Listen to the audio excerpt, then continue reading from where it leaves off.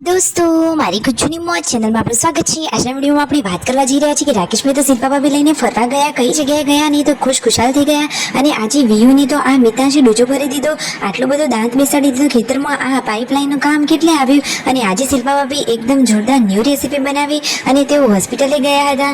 દોસ્તો તો હવે ડૉક્ટરે એમને શું કહ્યું, રેસીપી બધાને પસંદ આવી કે નહીં, બધી જ માહિતી મળશે તમને આપણા આ વિડીયોમાં।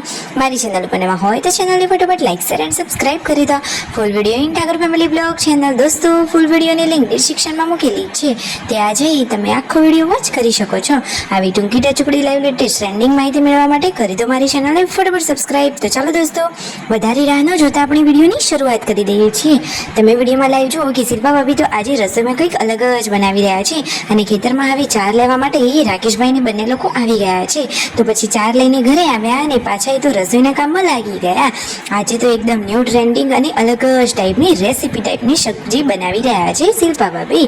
તો જુઓ એમને તો પહેલાં આ રીતે મસ્ત મજાના સ્ટફિંગવાળા વેલણિયા તૈયાર કરી લીધા છે અને પછી એનો વઘાર કર્યો અને બાકી જે શાક બન્યું છે, વાવ, જોતાં જ મોઢામાં પાણી આવી જાય એટલું ટેસ્ટી એન્ડ યમ્મી શાક બન્યું છે। તમે વિડીયોમાં જુઓ તો ખરા કે આ તેમના સાસુમાં પણ કહી રહ્યા છે કે વાવ, આટલું જોરદાર મજાનું શાક, જુઓ જોતાં જ મોઢામાં પાણી આવી જાય એટલું મસ્ત મજાનું રસાવાળું ચટાકેદાર શાક બનાવ્યું છે। દોસ્તો તમે ક્યારે આવી નવી રેસીપી ટ્રાય કરી છે કે નહીં?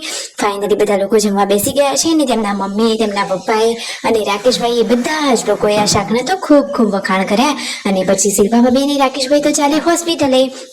દોસ્તો શિલ્પા ભાભીની આંગણીએ હવે ચેકઅપ કરાવવા માટે જવાનું હતું હોસ્પિટલે, તો દરોઈ અહીંયા હોસ્પિટલે તેઓ આવી ગયા છે। હવે ડૉક્ટરે ચેકઅપ કર્યું કે નહીં, શું કહ્યું, જો અહીંયા તેઓ વેઇટિંગમાં બેઠા છે અને તેમનો વારો આવે એટલે અંદર ક્લિનિકમાં તેઓ બતાવવા જશે। તો ફાઇનલી દોસ્તો હવે ચેકઅપ માટે તો દવાખાને પહોંચી ગયા છે અને શિલ્પા ભાભીને તો આજે ફરવા જવું છે, તો શું રાકેશભાઈ એમને ફરવા લઈ જશે કે નહીં, લઈ જશે તો કઈ જગ્યાએ જવાના છે તમને આ વિડીયોમાં માહિતી મળી રહેશે।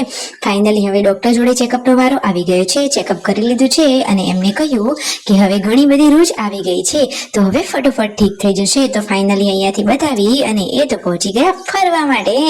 અરે શિલ્પા ભાભી કહે ને રાકેશભાઈ એમની ઈચ્છા પૂરી ના કરે એવું થોડી ને બને, તો એમના ત્યાં જે આ ધરોઈ ડેમમાં જે મસ્ત મજાનું ગાર્ડન અને મસ્ત મજાની ગ્રીનરી છે, સ્ટેડિયમ છે, એ બધું જોવા માટે લઈને પહોંચી ગયા છે રાકેશભાઈ શિલ્પા ભાભીને લઈ।